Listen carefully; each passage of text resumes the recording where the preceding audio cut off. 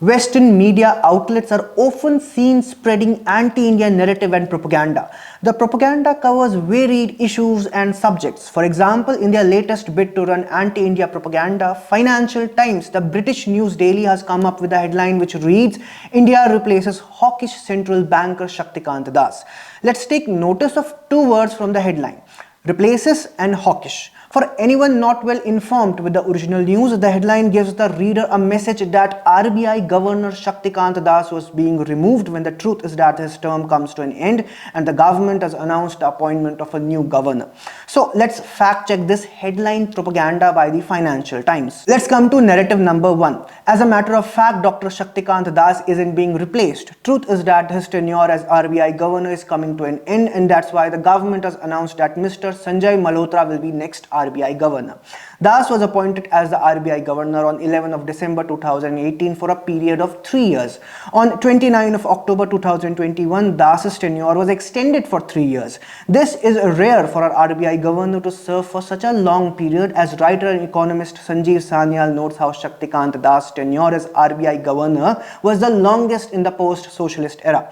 Now, additional questions would be asked. Could there have been a further extension to Shaktikanta Das? FT claims that there were talks of Das getting an extension. Who were the people expressing such an opinion? As per FT, people in the Indian media, though it does not quote any media report. The government has every right to extend or to not extend tenure of RBI governor or any head of an institution. Just because some people had the opinion that Dr. Das would be given an extension doesn't mean anything for the government. So the word replaces by FT is cleverly inserted to insinuate that Das might have been replaced. However, of late there has not been a case when an RBI governor was replaced by the government. Apart from the word hawkish, the FT's article in the first paragraph cleverly insinuated that Dr. Das was replaced because there was a slowdown in the economic growth in the last quarter. First of all, let me emphasize, India's economic growth cycle has been going on up for the last several quarters. It's normal for a developing economy to slow down, especially after an upsurge for several quarters. As a matter of fact, despite the economic slowdown in the last concluded quarter, India still remains the world's fastest growing major economy. Shaktikant Das' tenure as the RBI governor deserves all the praise. He steered the country's central bank policies amid the global crises such as COVID-19, Ukraine-Russia war, etc. Notably, Das consecutively ranked as a top central banker by a reputed magazine for 2023 and 24. And PM Narendra Modi himself tweeted on Das being awarded in 2023, praising his dedication and vision. Question is, will the government not extend RBI governor's tenure just because Indian economy slowed down in a particular quarter?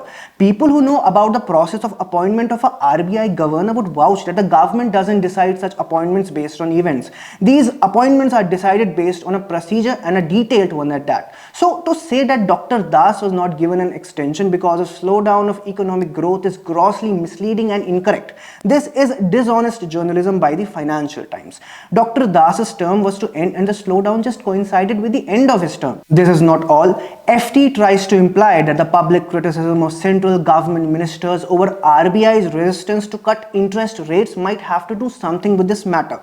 For our information, yes, Indian ministers on some occasions have opinions on monetary matters which didn't correspond with that of the RBI governor or monetary policy committee. But that only underlines the freedom enjoyed by the RBI governor as head of an independent institution.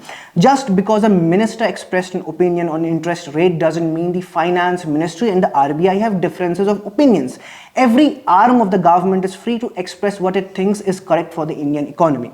Shaktikant Das had publicly said it many times that his mandate is to contain inflation. For instance, in the Monetary Policy Committee meeting for December, he explained that the decision to hold rates stems from a dual focus on managing inflation and supporting growth. And he has been able to pursue this policy for last several financial years. The government was never in disagreement with his or MPC's views. As I said earlier, this only shows how Dr. Shaktikant Das enjoyed all the freedom as head of an important institution. Basically, what FT subtly wanted to portray was Indian institutions like RBI not being independent under the Modi government, but the facts we just mentioned, they speak on the contrary to FT's agenda.